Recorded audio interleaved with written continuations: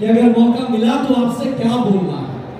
अब बोलने बोलने में बहुत सारी बात छूट जाती है, हम जनरली देख कर नहीं बोलते, लेकिन पॉइंट्स नोट जरूर अपनी करके लाए हैं कि इन मुद्दों पे आपसे बात करनी है। इससे पहले कि वो मुद्दों की बात करें, आप सबसे आग्रह है, जो साइड हो गए हैं ऐसे ही बिहार साइड पड़ गया है तो थोड़ा सामने आया जाए, थोड़ा आगे आया जाए, ताकि आप भी मंच को देख सके, मंच भी आपको देख सके।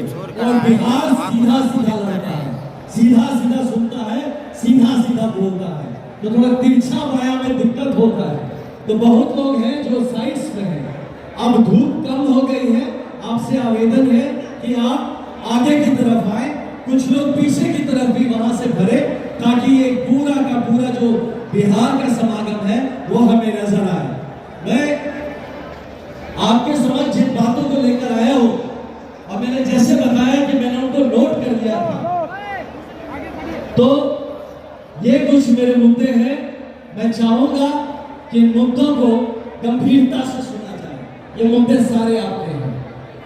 यह जो बिहार की व्यवस्था है जिसने हमारे बच्चों को बाहर भेजा है, हमारे नौजवानों को मजदूर बनाया है और बुजुर्गों को बेसहारा छोड़ दिया है, उसी व्यवस्था के खिलाफ, उसी व्यवस्था को बदलने के लिए हम खड़े हैं। मैंने सिर्फ वर्दी नहीं उतारी, मैंने अपना सपना छोड़ा है। सिर्फ बहुत लोग कहते हैं कि भैया नौकरी छोड़ के आए हैं। नौकरी तो बहुत छोटी चीज है भाई, अपना सपना छोड़ के आए हैं। ऐसे सपने आप बहुतों के भी होते हैं, तो सपना छोड़ के क्यों आए? ये हमारे बिहार के ऐसे बहुतेरे बच्चे हैं जिनके सपनों को कुचला जा रहा है। उन सपनों को अगर पूरा करने में हम लोग बाधा लगा सके, मदद कर सके, इसलिए अपना सपना छोड़, तो सपना छोड़ा, नौकरी छोड़ी, लेकिन सेवा का भाव नहीं छोड़ा।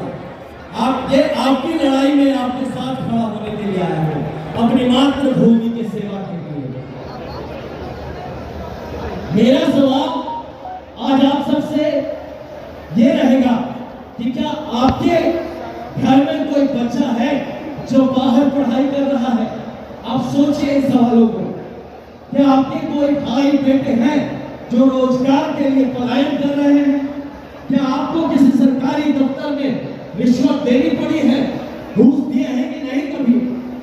क्या आपके भी अपने हैं जो छठ पूजा, दुर्गा पूजा में घर ही नहीं पहुंच पाते? क्या आपके राखी में आपके परिजनों की कलाई सुनी नहीं रह जाती? अगर इन सवालों के जवाब हाँ है, तो फिर वह सरकार जो आपके पारिवारिक मूल्यों की हत्या करती है, जो आपके संवेदनाओं को अपने पैरों तले कुचल रही है, क्या आपको नहीं लगता कि वो सरकार और वो व्यवस्था बदलनी चाहिए? क्या लगता है, बदलना चाहिए कि नहीं बदलना चाहिए?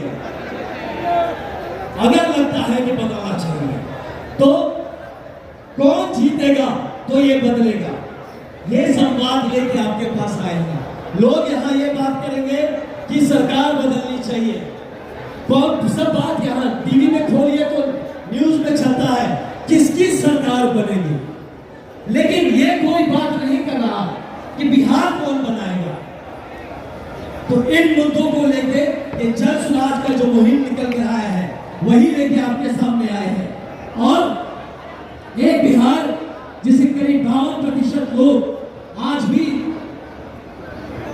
भी यहाँ पे अगर 52% करीब लोग गरीबी रेखा के नीचे जी रहे हैं। हर 2 में से 1 आदमी कागज पे भी गरीब है, और जितना कागज पे गरीब नहीं, उससे ज्यादा जमीन पर गरीब है। एक ऐसा यहाँ पे हाल हो रखा है जहाँ को आप सुधारने की हर चेष्टा कोशिश करते हैं, हो नहीं पाता।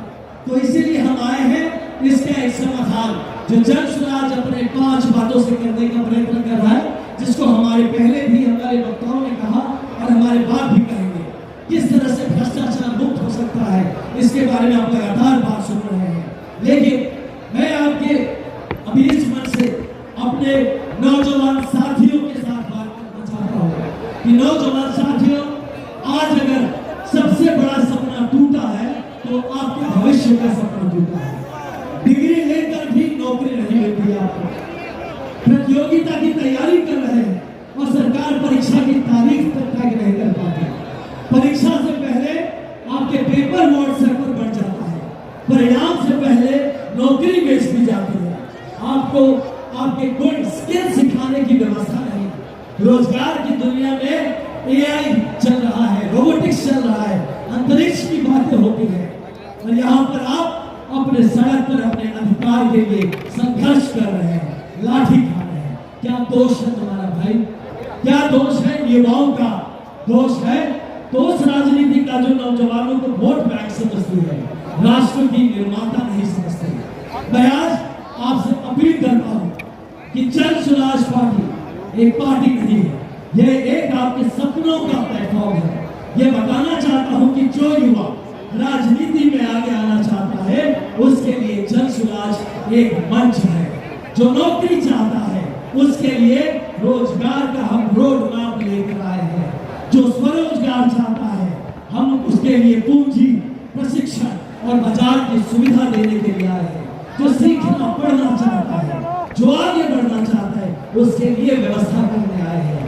आप किस काबिल है, आप क्या डिजर्व करते हैं, हमने इसी बात को आपको बताने का प्रयास किया है। हमने मुझे देखिए तो सफलता का रास्ता देख कर आए हैं और जिस रास्ते को देख के आए हैं, जिस सफलता की मंजिल को छू के आए हैं, उसी सफलता के रास्ते और मंजिल पर आपको ले जाना चाहते हैं। वैसे एक बात याद रखिएगा कि संघर्षों की साए में असली आजादी पाती है। संघर्षों के साए में असली आजादी पलती है। इतिहास धर्म हो जाता है जिस ओर जवानी चलती है, और सिर्फ यही नहीं, जिस ओर जवानी चलती है उस ओर जमाना चलता है। इसलिए हमारे युवा भाइयों बहनों, ये आपके लिए एक चैलेंज है कि आप किस तरह से इस इतिहास की घड़ी में ऐसे मंच को, इस व्यवस्था को, इस संगठन को, ऐसे साथ को आप कैसे इस्तेमाल करते हैं, सिर्फ अपने जीवन बदलने के लिए नहीं बल्कि एक बेहतर बिहार की परिकल्पना के लिए। अब वक्त है कि आप सिर्फ नारा मत लगाइए। हमारे युवा भाई, आप सब जो यहाँ जितने आए हैं, जितनी बहनें आई हैं, आप सबसे निवेदन है कि वक्त है कि सिर्फ एक नारा मत लगाइए, सिर्फ किसी पार्टी का झंडा भी बस मत उठा के भूलिए। अब ये बदलाव का वाहक होंगे। अब झंडा उठाना है तो बिहार में झंडा उठाना है, बदलाव के लिए काम करना है। बिहार की लड़ाई अब ये सिर्फ भाषण से नहीं पूरा होने वाला है, बल्कि बिहार का भविष्य संवारने वाले जो उस मंशा को लेके जो आगे बढ़े हैं, अब उनके साथ खड़े होंगे, तभी जाके कहीं ना कहीं बिहार बदलेगा। बिहार के बच्चे मजदूर बनने के लिए नहीं